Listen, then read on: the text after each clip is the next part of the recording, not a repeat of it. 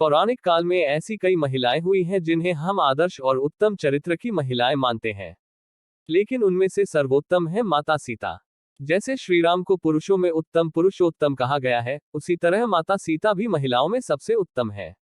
इसके कई कारण हैं। आओ जानते हैं सीता माता के बारे में 10 रहस्य। धर्मशास्त्रों में ऐसी ही अनेक गृहस्थ और पतिव्रता स्त्रियों के बारे में लिखा गया है, जो आज भी हर नारी के लिए आदर्श और प्रेरणा है। अनेक लोग माता सीता के जीवन को संघर्ष से भरा भी मानते हैं, लेकिन असल में उनके ऐसे ही जीवन में हर कामकाजी या गृहस्थ स्त्री के लिए बेहतर और संतुलित जीवन के अनमोल सूत्र छुपे हैं। 1। कौन है सीता के माता पिता? देवी सीता मिथिला के राजा जनक की ज्येष्ठ पुत्री थी, इसलिए उन्हें जानकी भी कहा जाता है। वाल्मीकि रामायण के अनुसार एक बार मिथिला में पड़े भयंकर सूखे से राजा जनक बेहद परेशान हो गए थे। तब इस समस्या से छुटकारा पाने के लिए उन्हें एक ऋषि ने यज्ञ करने और धरती पर हल चलाने का सुझाव दिया। उस ऋषि के सुझाव पर राजा जनक ने यज्ञ करवाया और उसके बाद राजा जनक धरती जोतने लगे। तभी उन्हें धरती में से सोने की डलिया में मिट्टी में लिपटी हुई एक सुंदर कन्या मिली। उस कन्या को हाथों में लेकर राजा जनक ने उसे सीता नाम दिया और उसे अपनी पुत्री के रूप में अपना लिया। यह रहस्य आज भी बरकरार है कि सीता के माता पिता कौन है। अब आप देखिए कि ऐसी महिला जिसे अपने माता पिता के बारे में कुछ भी नहीं पता है, वह राजमहल में पली बढ़ी। इस देश में ऐसी कई बालिकाएं हैं जिन्हें उनके माता पिता मंदिर की देहली, अस्पताल के बाहर या कचरे के ढेर पर छोड़कर चले गए हैं।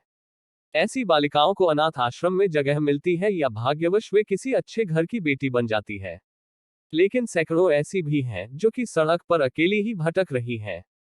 उन सभी महिलाओं को माता सीता की ओर देखना चाहिए और हौसला रखना चाहिए। 2। राम सीता का विवाह। यदि मन में श्रेष्ठ के चयन की दृढ़ इच्छा है तो निश्चित ही ऐसा ही होगा। सीता स्वयंवर तो सिर्फ एक नाटक था। असल में सीता ने राम और राम ने सीता को पहले ही चुन लिया था।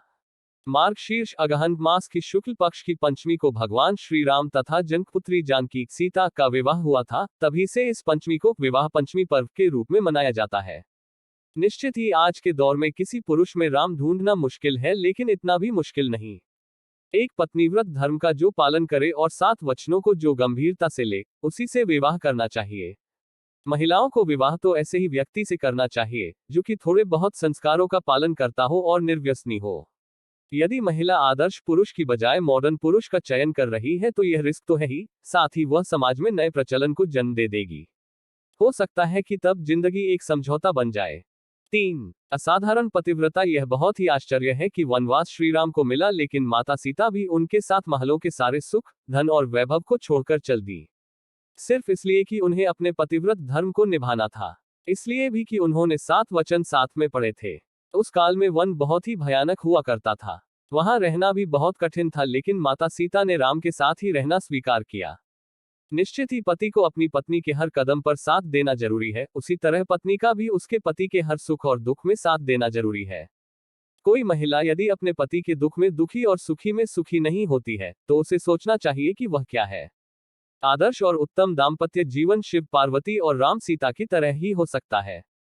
4। सिर्फ गृहिणी नहीं, कामकाजी भी। माता सीता सिर्फ गृहिणी ही नहीं थी, अर्थात घर में रहकर रोटी बनाना या घर के ही कामकाज देखना। वे प्रभु श्री राम के हर कार्य में हाथ बटाती थी। इस तरह वे एक कामकाजी महिला भी थी। श्री राम जहां रुकते थे, वहां वे 3 लोगों के रहने के लिए एक कुटिया बनाते, खुद के कपड़े बनाते, जलाने की लकड़ियां इकट्ठी करते और खाने के लिए कंदमूल तोड़ते थे। उक्त सभी कार्यों में लक्ष्मण सहित माता सीता उनका साथ देती थी। 5। सीता का साहस। माता सीता का जब रावण ने अपहरण कर लिया और उन्हें अशोक वाटिका में रखा, तब इस कठिन परिस्थिति में उन्होंने शील, सहनशीलता, साहस और धर्म का पालन किया।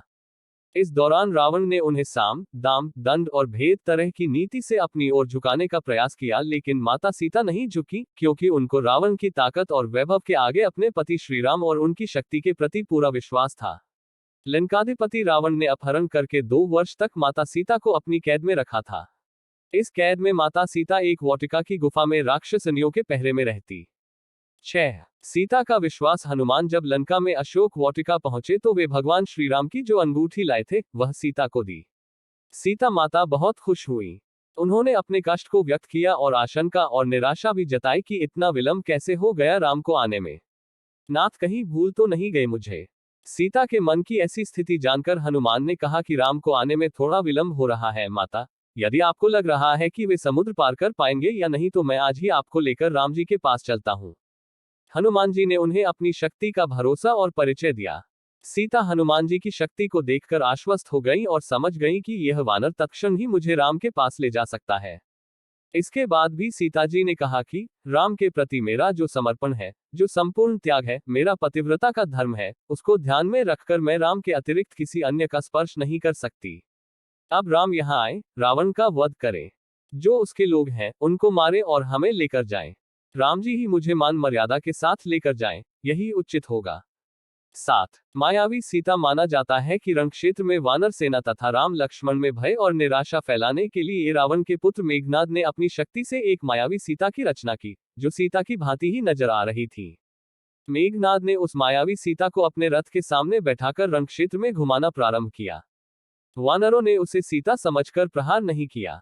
बाद में मेघनाद ने मायावी सीता के बालों को पकड़कर खींचा तथा सभी के सामने उसने उसके 2 टुकड़े कर दिए। यह दृश्य देखकर वानर सेना में निराशा फैल गई। सभी सोचने लगे कि जिस सीता के लिए युद्ध कर रहे हैं वे तो मारी गई हैं। अब युद्ध करने का क्या फायदा। राम ने सीता की मृत्यु का समाचार सुना तो वे भी अचेत हो गए। चारों ओर फैला खून देखकर सब लोग शोकाकुल हो उठे। यह देखकर मेघनाद निकुंभिला देवी के स्थान पर जाकर हवन करने लगा।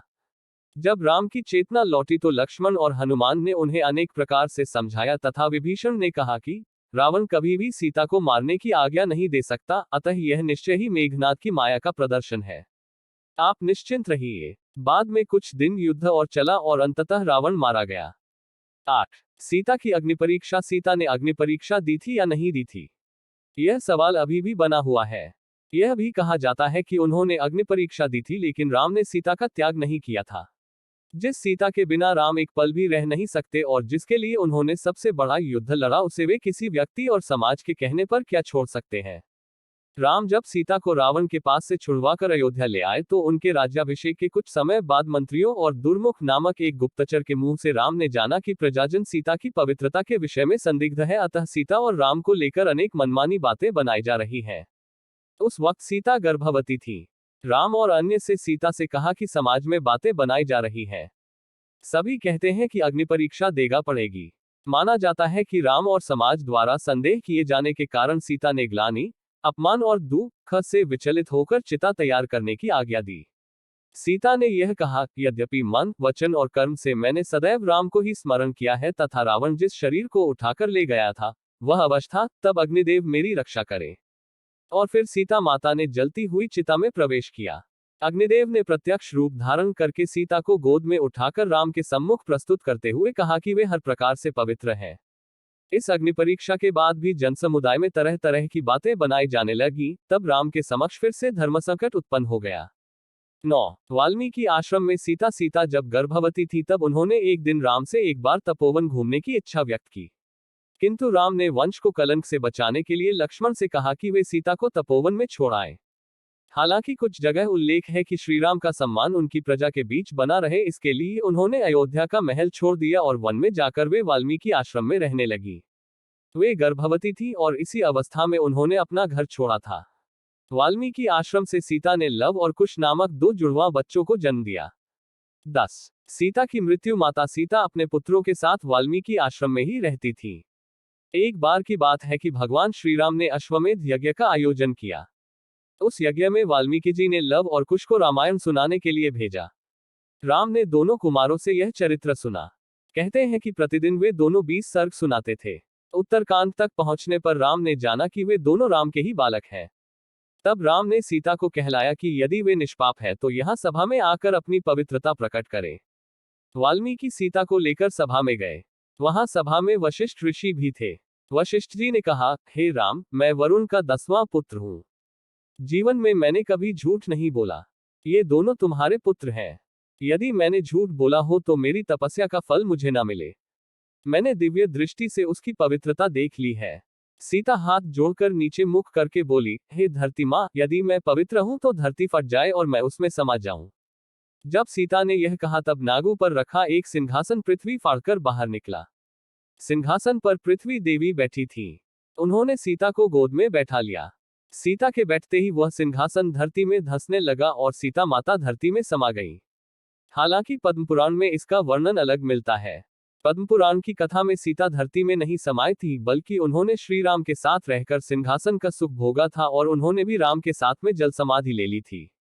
तो का निचोड़ यही है कि आज की स्त्री भी सीता के पावन चरित्र की तरह ही सेवा, संयम, त्याग, शालीनता, अच्छे व्यवहार, हिम्मत, शांति, निर्भयता, क्षमा और शांति को जीवन में स्थान देकर कामकाजी और दाम्पत्य जीवन के बीच संतुलन के साथ सफलता और सम्मान भी पा सकती है।